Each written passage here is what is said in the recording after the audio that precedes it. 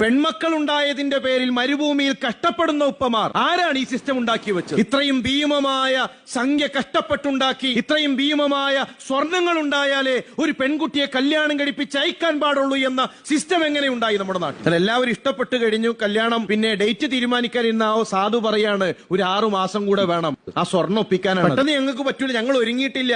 എന്തിനാണ് ആ ഒരുക്കം? ഇസ്ലാം പഠിപ്പിച്ച കല്യാണത്തിന് എന്തിനാണ് അത്ര വലിയൊരു ഒരുക്കം? വരനുണ്ട് എങ്കിൽ, പെണ്ണിന്റെ വലിയുണ്ട് എങ്കിൽ, 2 സാക്ഷികളുണ്ട് എങ്കിൽ, ഇതാ എന്റെ മകളെ നിങ്ങൾക്ക് വിവാഹം ചെയ്ത് തന്നിരിക്കുന്നു, ഞാൻ സ്വീകരിച്ചു എന്ന് പറയുന്നതോടുകൂടെ ഇസ്ലാമിലെ വിവാഹം നടന്നു. ഒരു മഹർ നിശ്ചയിക്കണം, അതിന് 10 പവൻ വേണമെന്നില്ല. ചിലർ പറയും 10 പവനിൽ കൂടുതൽ ഇങ്ങോട്ട് കൊണ്ടുവരുത്. എന്തിനാ 10 പവൻ? 10 പവന്റെ ആവശ്യം എന്തിനാണ്? സ്വർണത്തിന്റെ ആവശ്യം എന്തിനാണ്? ഒരാൾ അയാളുടെ മകൾക്ക് നൽകുന്നുവെങ്കിൽ അത് തെറ്റി എന്നല്ലേ ഞാൻ പറഞ്ഞത്. പക്ഷെ സ്വർണമുണ്ടെങ്കിലേ വിവാഹമാവുകയുള്ളൂ. അതുകൊണ്ട് സ്വർണത്തിന് വേണ്ടി കഷ്ടപ്പെടുന്ന പിതാക്കന്മാർ, അവരുടെ പിന്നീടുള്ള ജീവിതം പ്രവാസ ലോകത്ത് തളച്ചിടുന്ന പാവപ്പെട്ട മനുഷ്യന്മാർ, സഹോദരന്മാർ,